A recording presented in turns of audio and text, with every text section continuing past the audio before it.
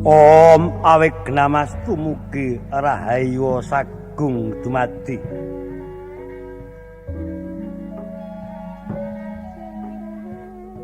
Om Awignamas tumugi Rahayu Sagung dumadi. Om Awignamas tumugi Rahayu Sagung dumadi.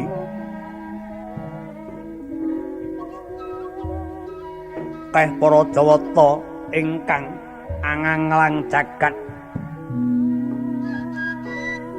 habya ring antariksa nganti kaya Kartika silih pernah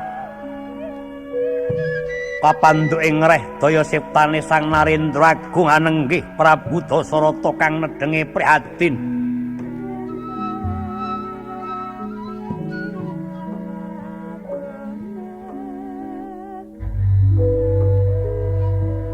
Samya nawrake wewangi saking antariksa lumrang kaya Banjaran Sari.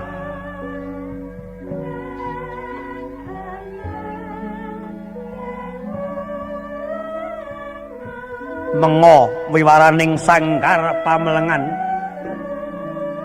kaya ana kang ngengake mula gupo Sri Dasarata manjing jroning sangkar palanggatan.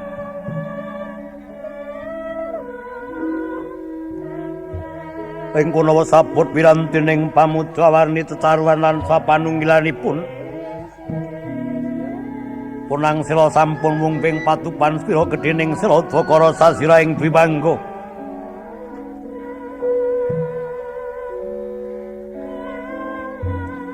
Binasmi winoran ratus miyang karurasa mala makantar kantar ruping dupa. Yayah sunduling antariksa Sang Nata Ladang lekasi Pamudha Brata Smedi Maladining ngeningake Panta Indriya nutupi babahan hawa sanga.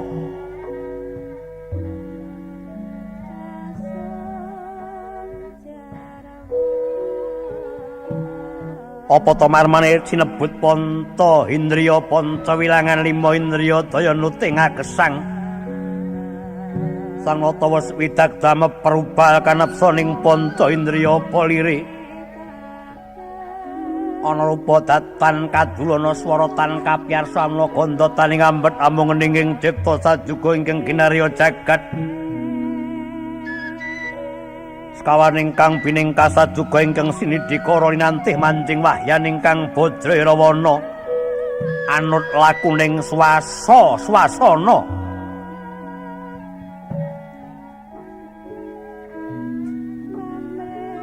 Saking suning semedi kaya wis bangkit angambah jagat Laknyana.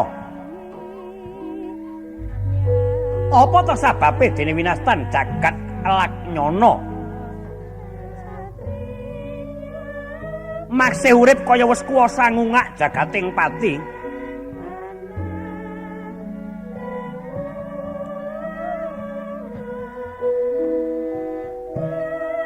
Jroning megeng napas Sang Nata wuningana cahya sekawan perkawis.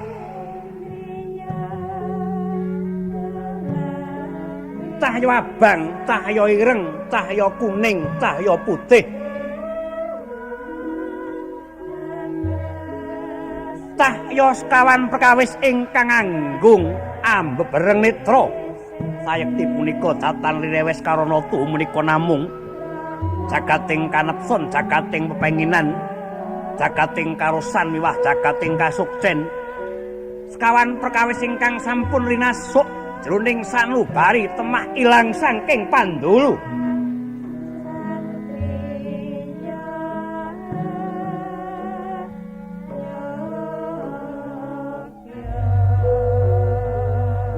Kang ana wujud kaya dene tawon gumana tanpa beda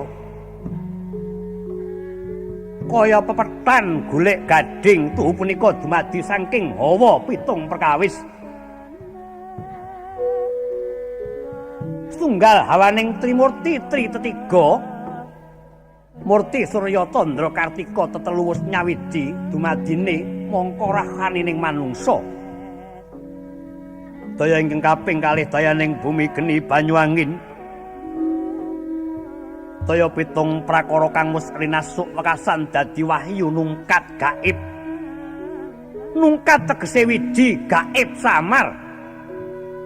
Sangata wis kuwasa ngirup wijining manungsa kang dumadi saka purbaning kawasa.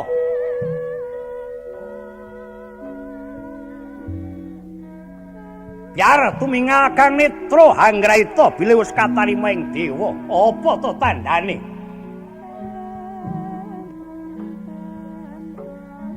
Duning pamelengan ana Gandarum arum malambar angebeki nanduke grana ing garing Tyasanata kagodheng Werdaya. Juga Radenyo Semedi animbaling kang garwa Sang Sukasalya.